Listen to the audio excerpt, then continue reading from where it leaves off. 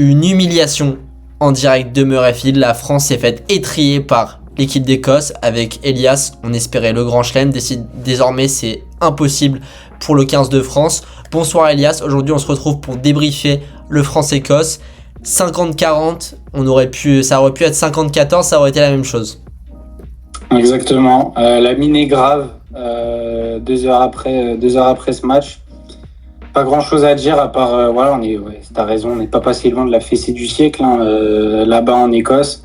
On savait que ça allait être compliqué, mais j'ai l'impression que cette équipe de France n'a pas bien préparé son match. Ils n'étaient pas dans les coups et comme tu l'as dit, ça aurait pu faire beaucoup plus mal au tableau d'affichage. Heureusement qu'il y a eu quand même ce sursaut d'orgueil.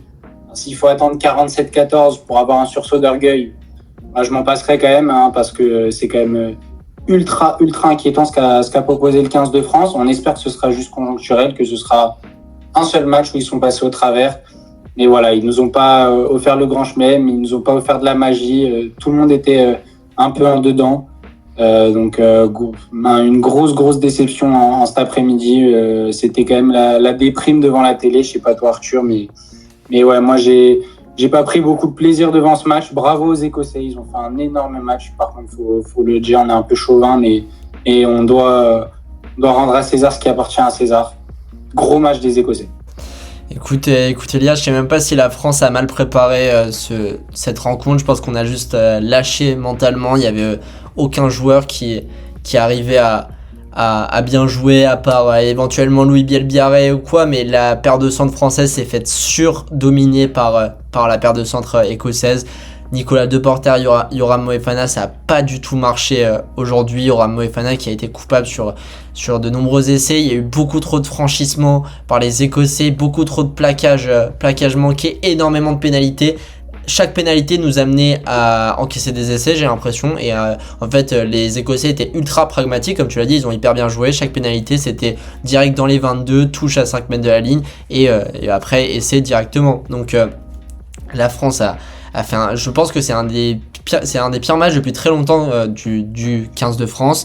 Même Antoine Dupont, qui est normalement limite le meilleur joueur du monde, a pas fait un très bon match. Il a même même Baptiste Serin, son remplaçant, a beaucoup mieux joué que lui. Comme tu l'as dit, le sursaut d'orgueil à 47-14, il sert à rien, il évite une humiliation encore plus grande. 50-40, le score il reflète pas du tout la physionomie du match. Ça pourrait être 50-14, ce serait, comme je t'ai dit, la même chose. On a juste mis 3 essais à la fin.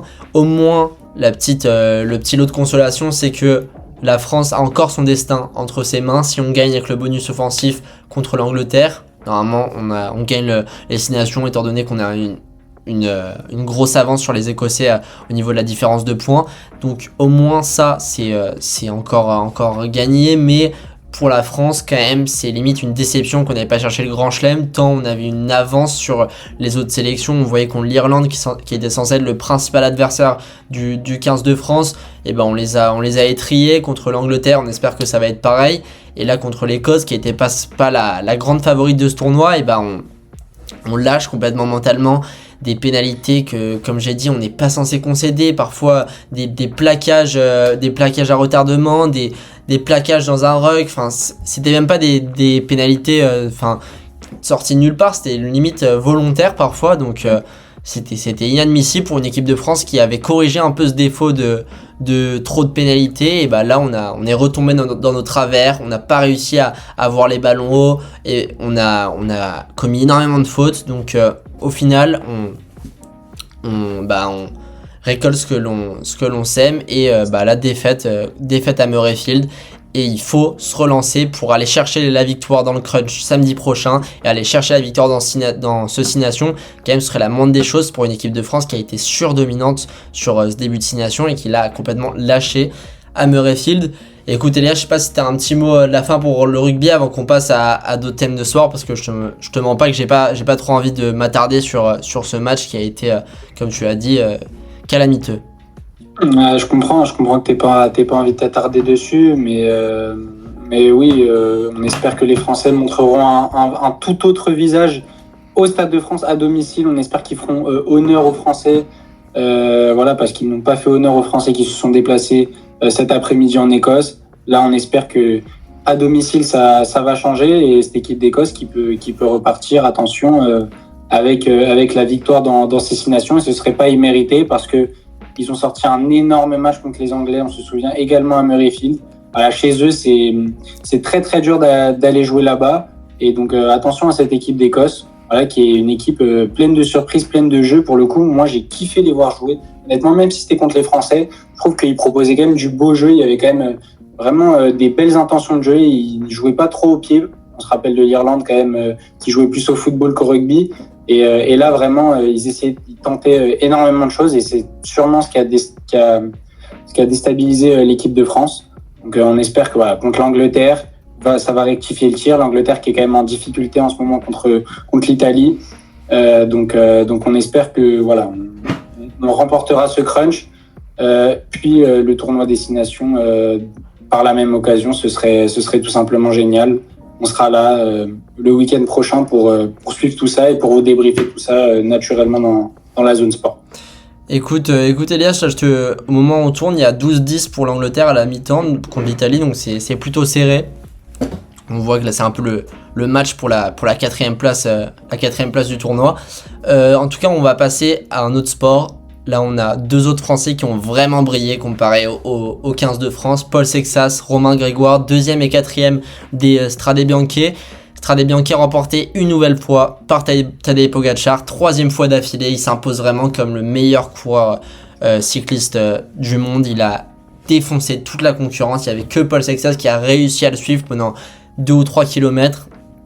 Et au final, Paul Sexas qui a été superbe dans ses ascensions. Il a réussi à se défaire de tous les autres favoris pour être limite le meilleur des humains, des hors extraterrestres. Et Paul Sexas qui confirme vraiment sa forme du moment. Il a gagné sur la Faune Ardèche il y a une semaine. Il a fait 2e du Tour d'Algarve avec une victoire d'étape il y a de ça 2 semaines. Et là, il confirme vraiment le fait que c'est un des meilleurs cyclistes du monde à seulement 19 ans. Donc c'est vraiment une énorme promesse d'avenir pour la France. On espère qu'il va faire le Tour de France cet été on espère au moins qu'il fera un grand tour cette année. Je pense que c'est prévu pour Decathlon. Et Paul Sexas, on espère que c'est la relève du cyclisme français. Il y a beaucoup de gens qui parlent de lui comme comme un futur vainqueur du Tour de France. Mais là en ce moment, la pression qu'il a sur le dos, il répond parfaitement aux attentes. Donc on suit ça avec énormément de plaisir. Et il court avec une maturité et une science du vélo qui est hallucinante. Quand à 19 ans il arrive à suivre Tadej Pogačar dans la montée des Strade Bianche, quand il arrive à suivre Tadej Pogačar et Remco Evenepoel au championnat d'Europe, quand à chaque fois il arrive à lâcher les meilleurs coureurs du monde comme Juan Ayuso, comme Joao Almeida, comme Isaac Del Toro aujourd'hui, ça montre vraiment que c'est pas n'importe qui. Il faut vraiment, là je pense que tous les cyclistes commencent à avoir peur de Paul Sexas. Et si il y a un grand tour prochainement, il va commencer à être cité dans les favoris, pourquoi pas à la victoire finale. Donc on suivra avec attention le reste de sa saison. On est très content d'avoir encore une fois un Français qui est comme la relève du cyclisme français. J'ai l'impression qu'en ce moment dans chaque sport, il y a un Français comme ça qui est en train de monter petit à petit. Et là, en basket, Elias, parle-nous de Victor Wembanyama. Hier, la performance qu'ils ont lâchée avec les Spurs contre les Clippers, c'est absolument extraordinaire. Non, c'est totalement dingue. On rappelle qu'ils étaient en back-to-back. Ça veut dire qu'ils ont joué la veille. Ils ont joué pas contre les Pacers. Ils ont joué contre les Pistons, premier de la conférence Est. Et c'était un énorme match. On se souvient du match plein d'intensité, rempli d'intensité, où les Spurs avaient montré une maturité énorme. Et la rebelote, ils ont battu les Pistons. Et hier, contre les Clippers, Wemby était fatigué au début du match. Les back-to-back, c'est ultra dur à gérer au niveau du sommet, au niveau de la récupération. On sentait Wemby totalement vidé. Ils avaient quand même 25 points de retard et je crois qu'il y avait 50 à 75 il me semble à un moment du match et à la force de caractère. Voilà, c'est vraiment ce qui caractérise cette équipe. C'est une force de caractère, c'est un collectif et avec un De'Aaron Fox et un Wemby totalement en feu dans ce quatrième quart-temps avec des tirs à 3 points, un Thomas en contre-attaque. derrière la win avec aussi des plays défensifs, il finit à 4 contre. Et à 10 rebonds, il est tout simplement énorme. Et on l'a vu à la fin, les images fortes, où il est à 2 doigts de pleurer parce que il sait ce que ça fait aussi de gagner. C'est un compétiteur. Il veut gagner chaque soir. Il n'y a pas de tricherie côté Wemby. C'est pour ça qu'on adore ce joueur. C'est pour ça aussi que je pense que toute la planète basket l'adore et le respecte énormément. Il joue tous les matchs à fond. C'est un amoureux du basket.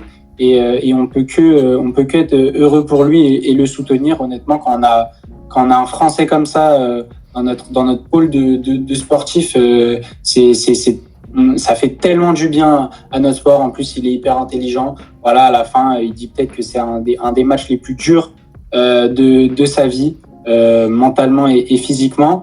Et en plus, la récompense, ils ont avec les Spurs assurer leur place en play-off. Ils sont dans le top 6 officiellement et c'est une performance totalement dingue parce qu'il reste, il me semble, une 15-20 de matchs encore à jouer et avoir accompli cela derrière OKC, c'est tout simplement dingue. Maintenant, l'objectif, c'est sûrement la première place de la conférence Ouest. Arthur, parle-nous un peu de ces Spurs. Je sais que c'est ton équipe, donc vas-y, je te laisse enchaîner. Bah écoute, pour moi qui suis les Spurs depuis quand même très longtemps, depuis l'époque où Dejounte Murray était le franchise player, c'est vraiment, ça fait énormément de bien de voir une équipe comme ça qui est combative, qui tous les soirs se donne. On a l'impression qu'ils maintenant ils peuvent battre tout le monde, il faut le dire, c'est factuel. Et là les Spurs en playoff, c'est quelque chose dont je rêvais encore il y a 2-3 ans, et là c'est fait. Là, on va voir comment ça va se passer en play-off. Ça va être l'étape vraiment marquante de cette jeune équipe parce qu'elle a très peu d'expérience. On a quelques leaders, un peu comme De'Aaron Fox ou Harrison Barnes, mais c'est quand même une équipe très jeune avec beaucoup de rookies, beaucoup de sophomores. Et surtout, on voit quand même la combativité des joueurs à travers certains rookies comme Dylan Harper, comme Carter Bryant hier, qui fait tellement de bien défensivement et à 3 points dans le corner.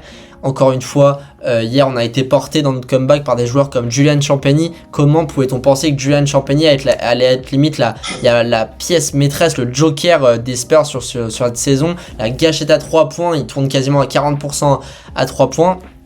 Et là, pour les Spurs, on n'a pas peur de se cacher. L'objectif, c'est vraiment maintenant d'aller chercher OKC. Il y a un énorme gap entre nous et la 3ème place. Limite, là, le top 2, il est assuré de la conférence Ouest. Et là, on a 2 matchs de retard sur OKC. Donc, si on gagne nos 2 matchs, on repasserait devant avec la première position de la ligue. Donc, ce serait incroyable pour les Spurs et incroyable pour Victor. 3ème saison en NBA, premier de la NBA de la saison régulière, ce serait tout simplement dingue. Là, il y a beaucoup de gens qui parlent de potentiellement en finale NBA. Faudra voir quand même parce que les playoffs, c'est un autre basket, c'est un autre monde. Là, déjà, il faudrait passer le premier tour, passer le 2e tour et après, potentiellement, on aurait une finale de conférence OKC Spurs. On sait que les Spurs sont en 4-1 contre OKC sur cette saison régulière. C'est pour ça qu'on nourrit énormément d'espoir pour ces playoffs. Mais il y a quand même certains joueurs qui step up en playoff. On pense à Jamal Murray, on pense à Shai et tout. Donc, faudra faire gaffe, faut pas trop s'enflammer. Et on attend les Spurs au tournant pour ces playoffs. Et pourquoi pas, Elias, un titre de MVP, pourquoi pas pour Victor Wembanyama. Peut-être que je m'enflamme un peu, mais il y a beaucoup de gens qui commencent à parler de ça dans les médias américains, français. On est quand même sur un joueur là contre Détroit, on peut le dire, il sort une perf de MVP, 38 points, 16 rebonds, 5 contres, c'est stratosphérique. C'est stratosphérique ce qui fait Wemby et ce qui est encore plus dingue, c'est qu'en fait, j'ai vu une vidéo où il y a quelqu'un qui s'attaque et il est pas top 3 joueur NBA et tout. Mais en fait, le truc, c'est que son impact, quand il est pas bon en attaque, le mec, il fait 6 contres. Il fait 6 contres, il empêche tout le monde d'aller dans la raquette, personne ne peut pénétrer. Il fait 6 contres et il prend 10-12 rebonds. L'impact est énorme, en fait. Je crois qu'on ne mesure pas. Il faut regarder les matchs pour voir quand Wemby est sur le terrain et quand il ne l'est pas, la différence de plan de jeu des équipes. Et c'est pour ça aussi qu'il est peut-être plébiscité d'autant plus pour le MVP. Je pense qu'il va intégrer le top 3 fait par la NBA, le ladder derrière peut-être SGA, Jokic ou Cade. Voilà, je pense qu'il va prendre la place de un des trois. Je sais que toi, Cade, tu trouves que on en fait peut-être un peu trop un peu trop sur lui, mais c'est clair que Wemby, là, on peut penser au titre de MVP. En tout cas, il ne s'en cache pas et je trouve ça bien. Ça montre qu'il a confiance en lui. Je sais qu'en France, on n'est pas forcément partisan de cette surconfiance en soi, mais je trouve que c'est avec cette confiance en soi qu'il joue chaque soir et c'est avec cette confiance en soi que chaque soir, il nous choque et qu'il sort des perfs de plus en plus dingues, de plus en plus exceptionnels. Donc, ouais, c'est incroyable ce que fait Wemby. On lui souhaite de continuer parce que voilà, c'est tout simplement notre figure de proue du sport en France, limite. Bah écoute, t'as totalement raison. Moi, pour être allé voir un match des Spurs la semaine dernière, Brooklyn Spurs, tout le monde scandait son nom, il a failli ne pas jouer, il est rentré sur le terrain pour s'échauffer, tout le monde était là à crier Wemby, Wemby, Wemby. C'est vraiment une superstar désormais aux États-Unis, mais vraiment une superstar. Je pense que c'est le futur visage de la ligue quand LeBron James prendra sa retraite, si LeBron James est encore le visage de la ligue actuellement. Après, pour revenir sur la course au MVP, Cade Cunningham, moi c'est le seul truc qui me dérange. Je trouve pas qu'on en fait trop forcément. Il est largement top 5, top 4 MVP, mais c'est juste que c'est un énorme croqueur. Il prend 45 tirs par match, donc à un moment évidemment qu'il a 30 points de moyenne, parce que ce serait quand même dur de tous les louper les 45 tirs, mais je trouve que il est largement moins bon que quelqu'un comme Victor. On l'a vu, Spurs Pistons, il s'est fait manger défensivement par Stephen Castle.